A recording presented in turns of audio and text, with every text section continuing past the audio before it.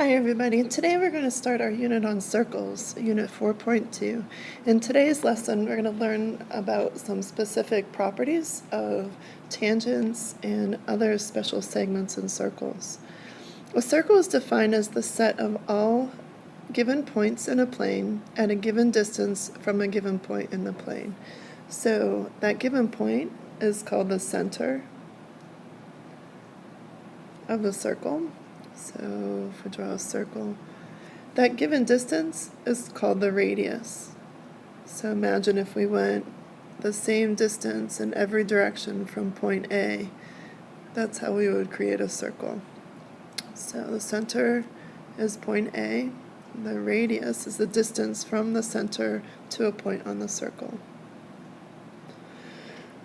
All right, a chord is defined as a segment whose endpoints lie on the circle.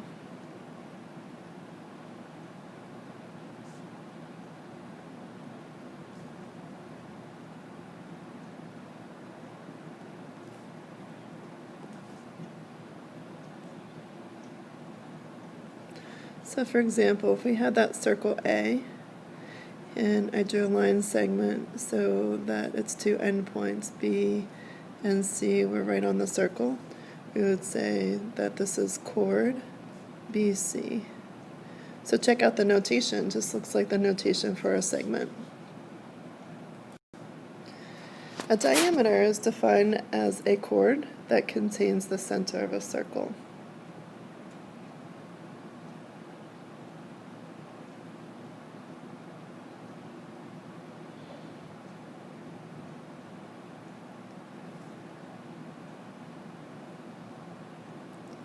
Another way of thinking about this is that a diameter is the longest possible chord.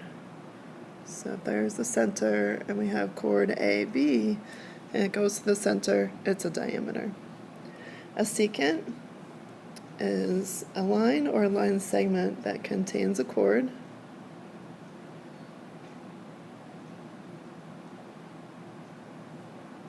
and it's going to extend. We say it extends beyond the circle.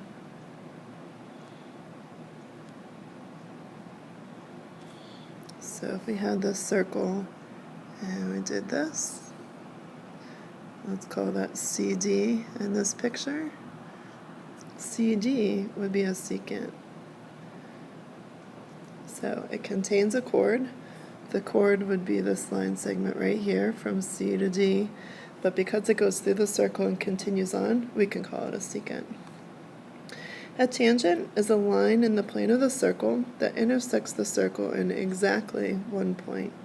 So if we draw a circle, and I draw a line so that it touches the circle in exactly one point. Let me try that again. So let's start with a circle. Clean that up. And if we have a line that just touches in exactly one point, then we would say that this is a tangent. So say line AB is tangent to the circle at point A. Okay, so we're going to add some pictures to a diagram. So let's take a look at that. In example 1, actually we're just going to name the special pieces. In example 1 it says use the diagram to name each of the following. So for part A, it says we have to name a radius. There are actually 3 possible answers here. So we want to start from the center and go to a point on the circle. So AC, line segment AC is a radius, line segment AE is a radius, and line segment AD is also a radius. Okay, for a diameter, recall that that's a chord that has to go through the center of the circle. We only have one possible answer here, and that is line segment DE. All right, CA, again, is only a radius. It stops at the center, so it's not a diameter. FG doesn't go through the center, so it can't be a diameter. All right, a tangent touches the circle in exactly one point. All right, so line CB would be our tangent. And a secant is a line or a segment that goes through the circle and continues on, and it has to contain a chord. So line FG fits that description. It contains chord FG, and it continues on beyond the circle. Now, as far as chords go, we have a couple of possible answers here. Remember that a diameter is also a chord, so you could say line segment DE. That is definitely a chord. Let's clean that up. I don't know what happened there. And you can also say line segment FG. Don't put the arrows on. We just want to talk about this portion of it and nothing else. Okay, our first theorem for today says if a line is tangent to a circle, then the line is perpendicular to the radius drawn to the point of tangency. So if we have a radius drawn out to this point, and we also had a tangent segment, saying this segment only touches the circle at one point. What this is telling us, what the theorem is telling us, is that this radius would be perpendicular to that. So let's call this tangent BC. So AB would be perpendicular to line BC at the point of tangency, at point B. Now if you check this out, here's what we're going to see quite a bit of. You can turn this into a right triangle if you have another segment drawn. Okay, so it's really good for solving problems if we know that the radius is perpendicular to the tangent at the point of tangency. Our second theorem for today simply says tangent segments from a common external point are congruent. So if we had this point out here that I'll call point A, and let's say this is a tangent segment here. Let's try that. It's hard making this without a ruler. If we have tangent segment here, they're tangent here and here. Those are the points of tangency. What this theorem tells us is that these two segments would be congruent to each other. So if this segment is 8 inches long, this segment would also be 8 inches long. So some more practice, some other examples.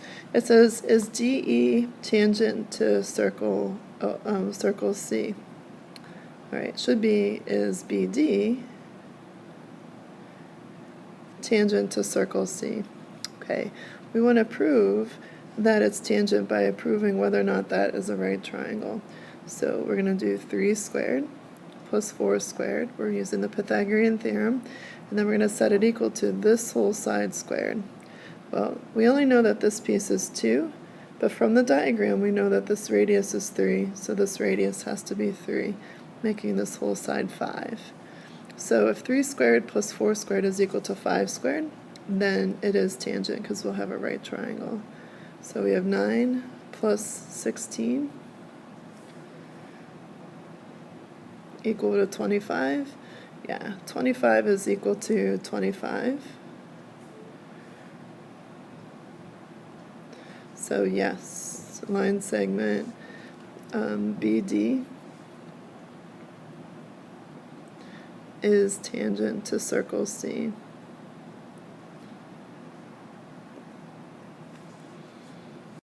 Okay, in example 3, it says that ST is tangent to circle Q. We have to find the value of R. So R is a radius, and again, draw an R here. That makes this whole hypotenuse R plus 18. So if we set it up in the Pythagorean theorem, we want to do R squared plus 24 squared is equal to R plus 18 quantity squared. Okay, so if we do the math there, we have R squared plus 576. That's 24 squared. Now, when you do R plus 18 quantity squared, we need to write it out twice and use the FOIL method to multiply these two binomials. So we have R squared plus 576 is equal to R squared for the first terms, plus an 18R for the outer terms, plus another 18R for the inner terms, plus 18 squared on the end. And 18 times 18 is 324. Okay, well, the good news is that we won't have to solve a quadratic equation, because if I see here, I can subtract r squared on this side. I have to keep it in balance, do the same thing on the right-hand side. So I now have 576 is equal to all of this. And I'm going to simplify that.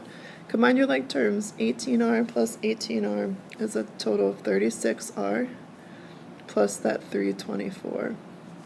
Okay, subtract 324 from both sides.